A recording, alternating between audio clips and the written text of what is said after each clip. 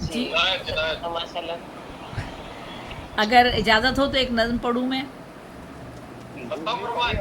اچھا، اس کا عنوان ہے، ہم زندگی میں بہت سارے مسائل کا شکار ہوتے ہیں اور الگ الگ طرح کے مسائل ہوتے ہیں، اور سب ہم انسانوں ہی کے درمیان اور انسانوں ہی کی وجہ سے پیدا ہوتے ہیں. اس کا عنوان ہے عقاب اور کوّا.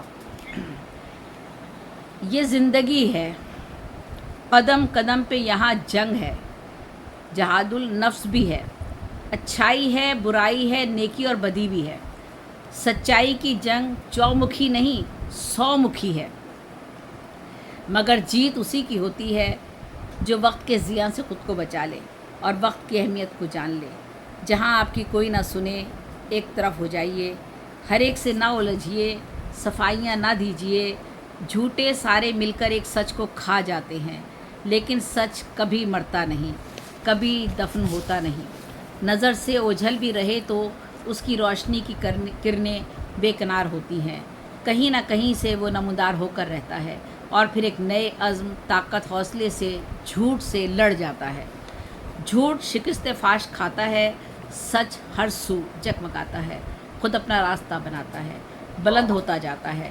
بالکل اسی طرح جیسے ایک کوا عقاب کی پشت پر چڑھ کر اس کی گردن کو اپنی چونچ سے کچوکے لگاتا ہے. گردن کاٹتا جاتا ہے، ٹھونکے لگاتا رہتا ہے، زخم بن جائے، درد بڑھ جائے، خون رسنے لگے، مگر عقاب کوے سے لڑتا نہیں ہے، اپنی طاقت توانائی گنواتا نہیں. وہ شور مچائے بنا، چیخے چلائے بنا کوے کو اس کی مکاری کی سزا یوں دیتا ہے. سکون سے پہلے اپنے پر پھیلاتا ہے، اونچا اور پھر اونچا، اوپر اور اڑتا جاتا ہے. اونچائی جتنی بڑھتی ہے، آکسیجن اتنی گھٹتی ہے.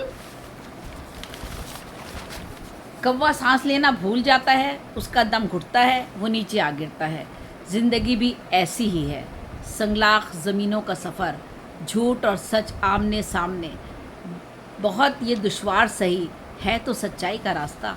الزامات، تنقیدیں، جھوٹی دلیلیں، جواز، ثبوت، گواہیاں، لڑائیاں، فتنے، فساد، منافقتیں، قسمیں، حلف نامے.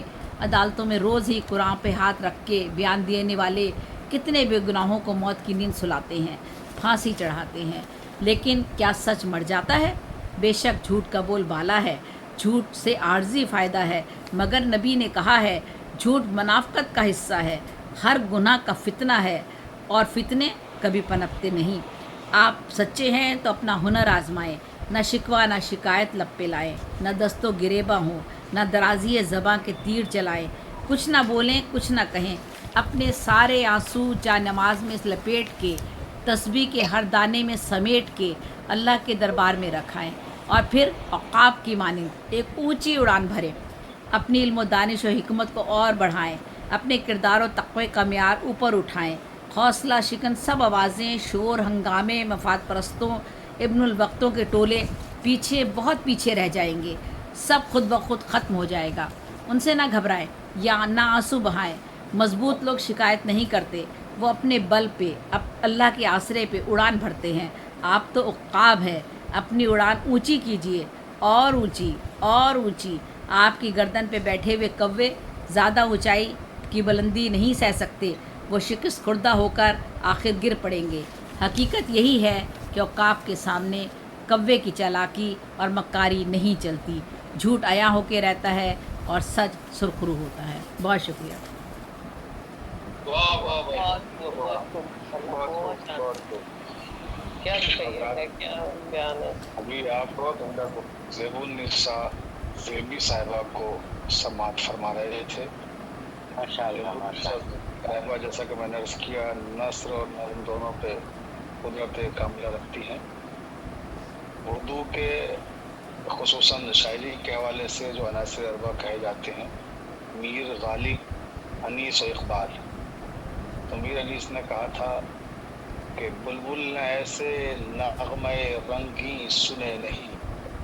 زیبی اپی، آپ کے بعد آپ کی نظر کر رہا ہوں کہ جو بھی آپ نے مقالات پیش کیے اور جو افکار و نظریات ظاہر کیے اپنی تحریر کے ذریعے سے، کہ بلبل نے ایسے نغمہ رنگی سنے نہیں، دامن میں ہے وہ گل جو کسی نے چنے نہیں. بہت یہ ہے زیبی اپی کی ہماری خصوصیت کہ یہ وہ چیزیں لے کے آتی ہیں جہاں تک لوگوں کی نگاہیں نہیں پہنچتی ہیں. بہت شکریہ. بے شک معاف بہت فرمائے. اور اب یہ آج کی بزم سماعت ہو رہی ہے. ہم آخری مرحلے کی طرف آ رہے ہیں اور آخری مرحلہ ہمارے جو بزم صدارت تھی اس میں 3 لوگ تھے جیسا کہ آپ کے علم میں ہے. اور اب آخری صدر اس سلسلہ صدور کے جو ہیں وہ ہمارے پروفیسر شبیر احمد قادری صاحب ہیں. تو میں ان کو بلانے سے پہلے کیونکہ شبیر بھائی کے ساتھ ہم نے بہت سارے پروگرام بہت کیے پروگرام ہیں. کیے. جی زیبی بالکل. اپی نے جب شروعات میں کیے تقریباً 100 سے زیادہ پروگرام کی انہوں نے نظامت کیے جی زیبی بالکل. اپی کے. اس میں بہت بات شبیر بھائی سے بھی ہماری ملاقاتیں رہی ہیں. تو آپ کی نظر کرتا ہوں آپ کو بلانے سے پہلے کہ ساقی شراب جام و صبح مطرب و بہا. ساقی شراب جام و صبح مطرب و بہار. ساقی شراب جام و صبح مطرب و بہار. سب آ گئے بس آپ کے آنے کی دیر ہے. واہ واہ واہ. سب بہت آ خوب. گئے بہت بس خوب. آپ کے آنے کی دیر ہے. بہت اچھا. احمد صاحب سے درخواست کروں گا کہ تشریف لائیں اور اپنی صدارتی تقریر سے ہم سب کو نوازیں. صدارتی تقریب آپ کے اپنا روبرو ہیں اپنا مقالہ بھی انتہائی پیش علمی کریں. ادبی شخصیت. جی بسم اللہ الرحمن الرحیم. جو بھی پیش کرنا چاہیں انہیں جی پورا اختیار جی ہے. جی کیا بالکل مقالہ پیش. بالکل. جی پروفیسر شبیر احمد قادری صاحب آپ کو. بہت شکریہ ڈاکٹر صاحب. آج آپ کی نظامت کی دعوت دینا چاہوں گا. مدت بعد آپ کو اس طرح سماعت کیا موقع. یہ نظامت میں نظم کیسے لکھی جاتی ہے یہ کوئی آپ سے سیکھ. واہ واہ واہ. بہت خوب. لکھنوی لہجہ اور خوبصورت انداز اور ایک اپنی کو مضبوط اور منضبط کرنا یہ بہت اہم ہوتا ہے نظامت کار کے لیے. اور آپ نے ماشاءاللہ بھرپور یہ فریضہ ادا کیا ہے. یہ تخلیقات کے تحت جو اس طرح کے پروگرام ہوتے ہیں جس میں نثر بھی پیش کی جاتی ہے یہ بہت ان کی اہمیت اس لیے ہے کہ جہاں بہت سے مشاعرے کرتے ہیں. ابھی مشاعرہ ہوا 5 گھنٹے چلتا رہا ماشاءاللہ. بہت بہترین مشاعرہ تھا. یہ ارحم روحان صاحب کا اور ارحم زیب النساء زیبی صاحب کا بہت اچھا فیصلہ ہے کہ نثر کی طرف بھی توجہ دی جائے. آج بہت عمدہ مضامین سننے کو ملے. آپ